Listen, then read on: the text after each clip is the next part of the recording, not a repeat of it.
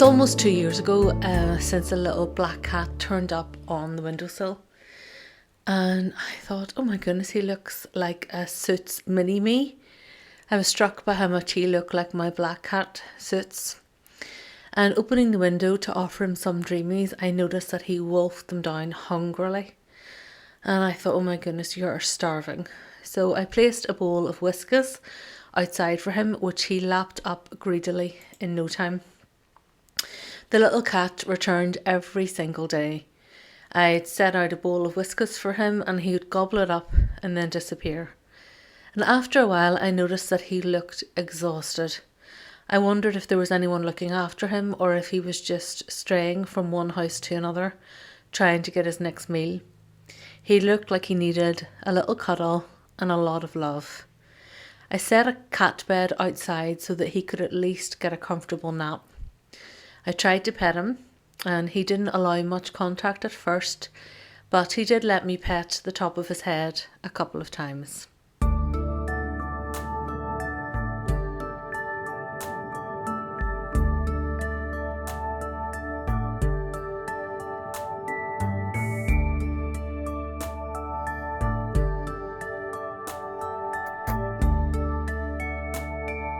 You sleepy boy?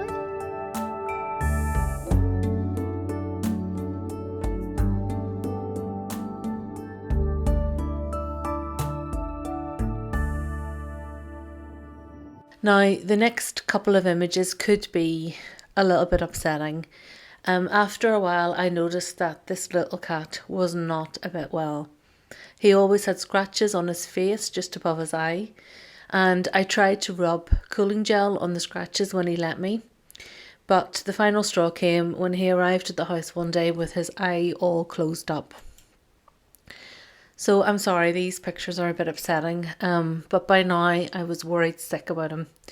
So I thought clearly he mustn't have an owner, or if he did, they weren't taking proper care of him. So it was time for plan of action to get the cat well. The first thing I did was to phone RSPCA, then to phone USPCA, then to phone the vet. And then I put notices on Facebook and Nextdoor to try and find the owner. But nobody came forward for him. The next thing was to phone Cats Protection to put him on the waiting list. So when I phoned the RSPCA, they said to phone USPCA, as I'm in Northern Ireland, which was a bit silly of me. And then USPCA said that they really rely on the public to help them. And could I get the cat to the vet myself? And if so, they would give me a voucher towards his treatment. The vet said that I didn't need to make an appointment. As soon as I managed to get the cat into a carry case and bring him down, they would see him at any time. They would then check if he was microchipped and they would attend to his cuts. But the next thing was how to get him in a carry case because they would hardly even let me pet him, never mind manhandle him into a zipped carrier. So the vet advised that there was a local cat volunteer who would lend me a cat trap. So now it was Operation Trap the Cat. So the lovely local cat volunteer lady came to lend me the cat trap. She showed me how to set it, and she also said that as soon as he went into the trap, to give her a ring and she would drive straight round and take us to the vet. Honestly, she was like an angel sent from heaven. It's amazing how the universe will provide and help support at times. I set the trap, placed the food in the right area, draped a blanket over it and waited for him to show up. I thought that he would be too clever and surely he wouldn't fall for it. But no, bang. He had been lured in by the smell of the food and the trap shut behind him. He was not happy. Crying, scratching, trying to get out, and I felt like the worst in the world.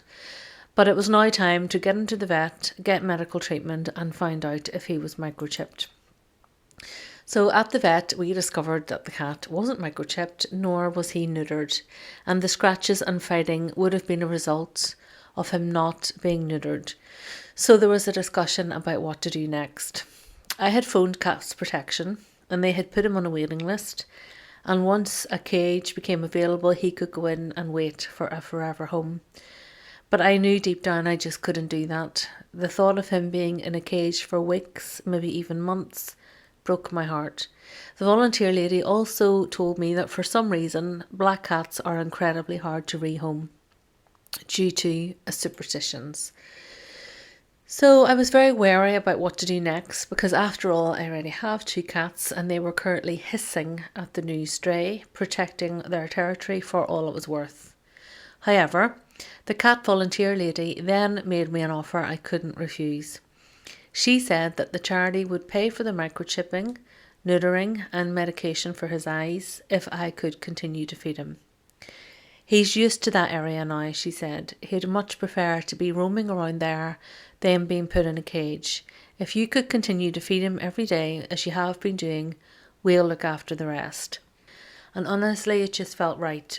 A massive weight had been lifted off my shoulders and I wouldn't have to feel guilty about him being stuck in a cage for weeks. By now, I had given the stray a name, Milo. Because he had been neutered, he was getting into less fights, so the scratches were starting to clear up. And also, the medication had helped his eyes. He was starting to look a lot more healthy. However, he was still quite timid, and my other two cats, Toots and Soots, hissed at him, so I had to keep them in separate rooms. Milo did come indoors, but for some time he was only comfortable sleeping on my other office chair. I had also remarked to the cat volunteer lady that I had never heard him purr. "No wonder he's never purred," she exclaimed. "He's had a miserable life, just going from one house to another, trying to find his next meal. A miserable life." However, he was starting to look much better and he had progressed from hiding in the office chair to sleeping on the lounge armchair. And after a while he started to do the cutest thing of curling around my legs. He even let me pick him up and cuddle him, and I started to hear the tiniest purring.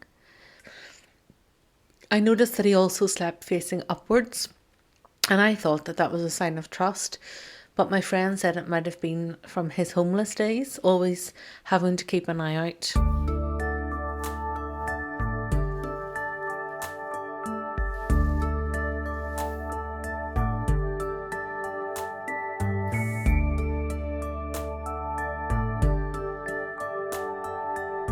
Are you glad to be home? Yeah? Or are you gallivanting? Are you gallivanting, eh? Okay, let's get you some licky licks.